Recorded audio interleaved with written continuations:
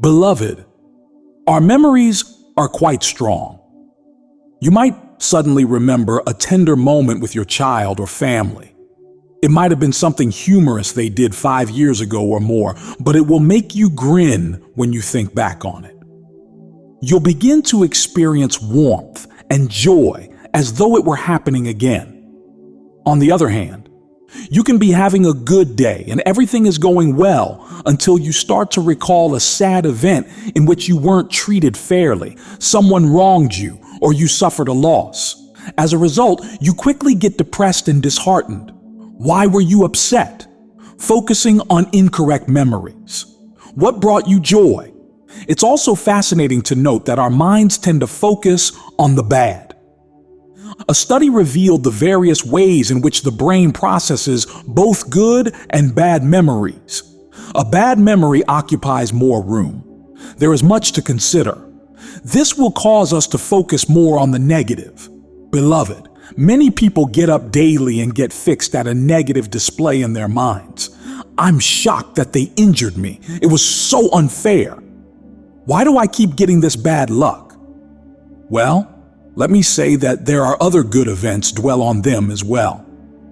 Events that's not about your setbacks, mistakes, or disappointments. Instead, it's like a channel dedicated to your triumphs, your good deeds, times when you got the job you wanted, found the right person, bought a new home, or had a healthy baby. Beloved, you need to change to your triumph channel rather than remaining on the negative one. If you keep thinking back on the bad things that have happened to you, you won't be able to move on to the new things God has in store for you. We've all had disappointments, failures, and poor luck. These memories will resurface most frequently. The good news is that you have access to the remote. You don't have to watch the recollection just because it pops up. I went over to my mother's place a few years after my father joined the Lord to pick up something, but no one else was there. I started to vividly recall the night that my father passed away while I was moving around the den. In that space, he had suffered a heart attack. I could see him lying on the ground, and when I got there, the paramedics were attempting to restart his heart. As that entire night began to play back in my mind, I began to experience the same kinds of feelings, so I did exactly what I'm asking you to do. I said to myself, no thanks, I'm not going there. I won't go back to the event that happened that evening and become depressed or discouraged.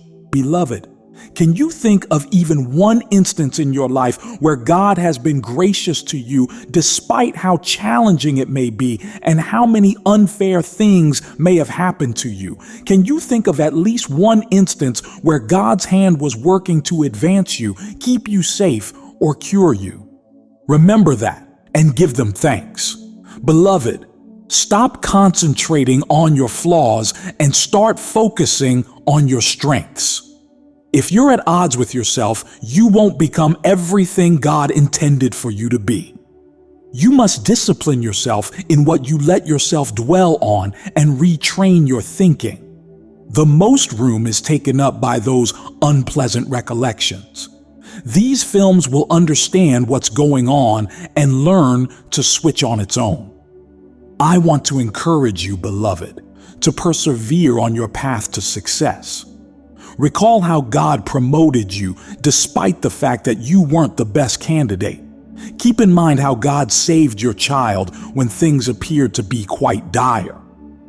To put it another way, the psalmist said, "Remember when you suffered through that loss, you should have had a nervous breakdown, yet you felt a miraculous strength." I am constantly reminded of the numerous miracles God has performed for me.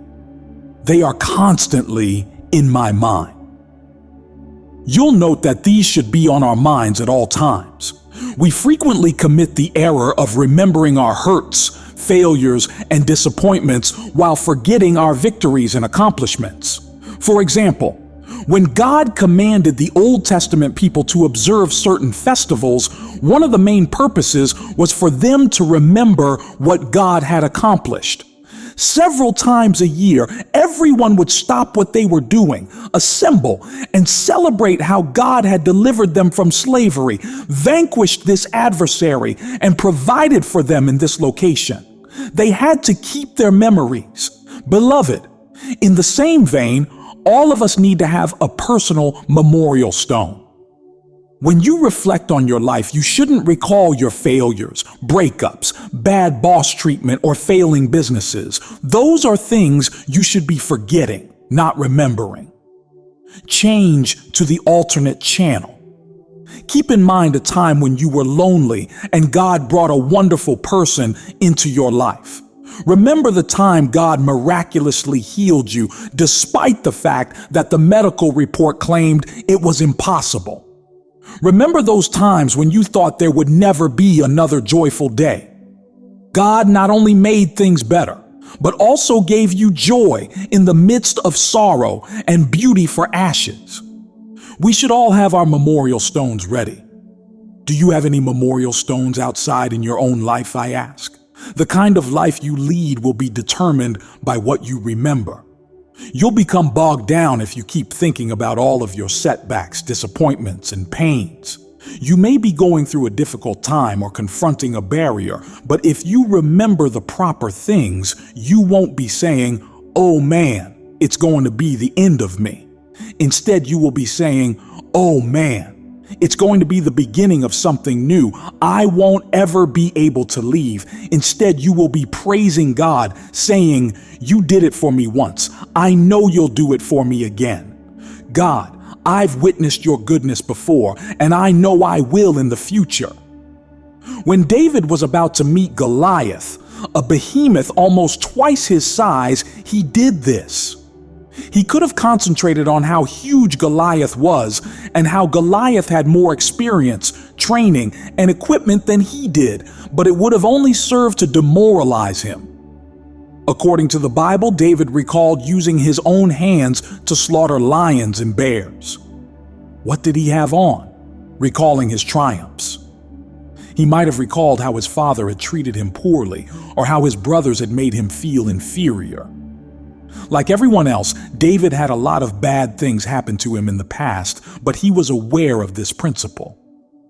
Beloved, you get trapped in a rut if you dwell on your setbacks, disappointments, and pains. Instead, he decided to focus on his triumphs.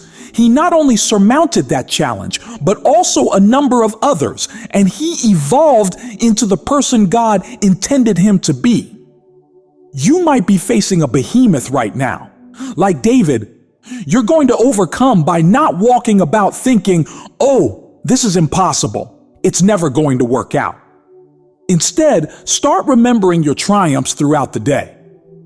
Beloved, when you make it a practice to focus on the positive, it not only influences your personality, demeanor, and attitude, but it also has an impact on how you pray.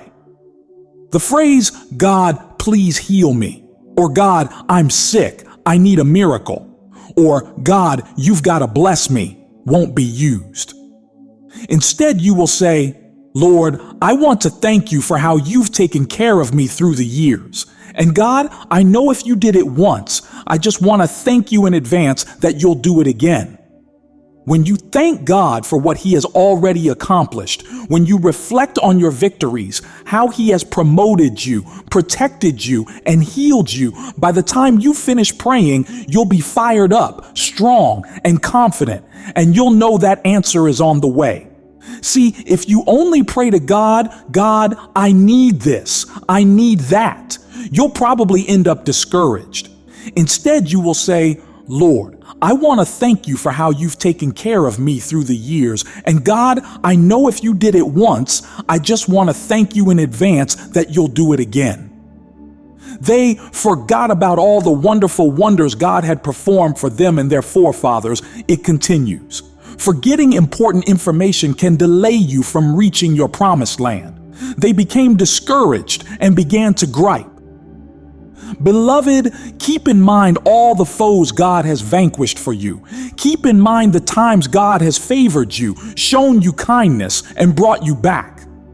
We may all look back and recognize God's influence in our lives. You can say, like me, that God has opened doors for you that should never have opened on their own, just like He did for the Israelites. You have accomplished something you could never have done on your own thanks to God.